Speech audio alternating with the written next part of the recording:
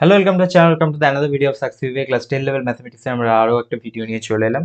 Class 10 level ম্যাথমেটিক্সের video series আমাদের YouTube চ্যানেলে চলছে এবং আমরা অলরেডি একটা চ্যাপ্টার করেছি, সেকেন্ড চ্যাপ্টারে রয়েছি। যারা এখনো অবধি সাকসেস চ্যানেলটাকে সাবস্ক্রাইব করনি তারা অবশ্যই সাবস্ক্রাইব করে নাও এবং ফেসবুকে ফলো বা লাইক করে রাখতে পারো সাকসেস পেজটাকে, তাহলে কিন্তু কখন কি ভিডিও আসছে সেটা তোমরা জানতে পারবে। তো চলো দেখে আজকে কি কোয়েশ্চেন রয়েছে। আচ্ছা, দেখো কত টাকার বার্ষিক 10% হারে 6 বছরে সুদে আসলে 1600 টাকা হবে। ঠিক আছে, এটা 1600, এটা কিন্তু 600 নয়। ঠিক আছে, 1600। আচ্ছা, দেখো বার্ষিক সুদে আসলে কত টাকা বলেছে, তার মানে দেখো R% সেটা দেওয়া আছে 10, আর মানে 10 দেওয়া আছে, টি দেওয়া আছে দেখো 6 ইয়ার্স। আচ্ছা, সুদে আসলে পি প্লাস আই তার মানে হবে 1600। ঠিক আছে, তাহলে আমরা এখানে আইটা আগে লিখি। আমরা ধরে নিচ্ছি যে পি প্রিন্সিপালটা হচ্ছে এক্স টাকা। ঠিক আছে, তাহলে আইটা যখন আমরা লিখবো তখন কিভাবে লিখবো, এক্স ইন্টু টি হবে 6 আর আর হচ্ছে 10/100, তাই না? তাহলে এখান থেকে একটা জিরো ক্যান্সেল আউট হবে, তাহলে চলে আসবে কত, 6x/10, তাই না?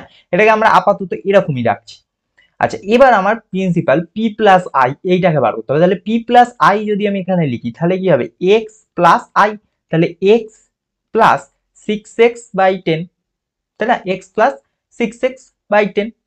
ঠিক আছে, তাহলে এই যে এক্স প্লাস 6x/10 এইটাই আমার কি আছে, কোশ্চেনে দেওয়া আছে 1600 টাকা। তাহলে এক্স প্লাস 6x/10, তাহলে এখানে আমি 10 করলাম আর এখানে 10x প্লাস 6x আসবে ইকুয়াল টু 1600। তাহলে আমার এখানে 10x প্লাস 6x হয়ে যাবে 16x ইকুয়াল টু 1600, না সরি এখানে একটা 16x ইকুয়াল টু 1600। তার মানে 16x ইকুয়াল টু 1600 ইন্টু এই একটা 10 এখানে মাল্টিপ্লাই হবে নিচের 10টা, তাহলে 16x equal to 1600 into 10 divide by এই 16 যদি ওদিকে চলে যায় তাহলে এখানে 16 হয়ে গেল। তাহলে এখানে কত আসছে, 100 ইন্টু 10, তাহলে হয়ে যাবে কত, 1000 রুপিস, 1000 রুপিস। এই যে নেক্সট বলছে কোন ক্ষেত্রে সুদের পরিমাণ বেশি, 10 টাকা 2 মাসের সুদ 50 পয়সা, আর এটা বলছে 18% হারে সুদ।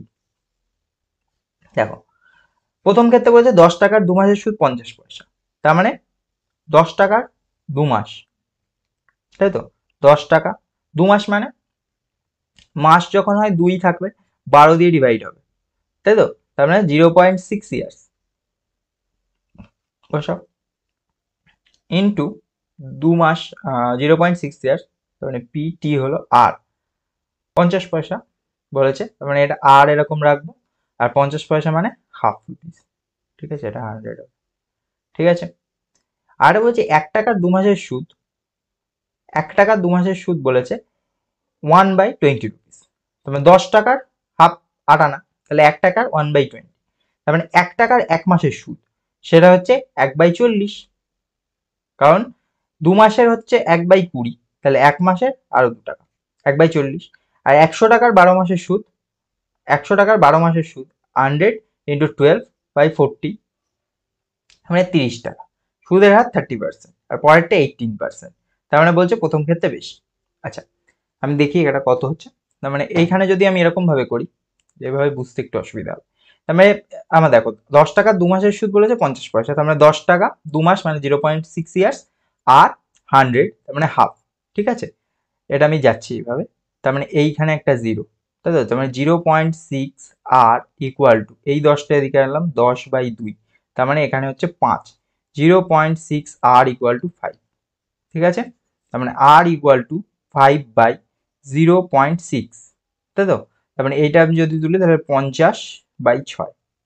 ঠিক আছে, আরেকটা দেখি 18% হারে সুদ। আচ্ছা, তার মানে আর হচ্ছে 50/6, তার মানে 5×6 30, 6,36, 6×8 = 48, কি হচ্ছে, সেটা ভুল হয়ে যাচ্ছে। 10 টাকার 2 মাসের সুদ, আর এর পার্সেন্টেজটা বার করতে হবে, তাই তো?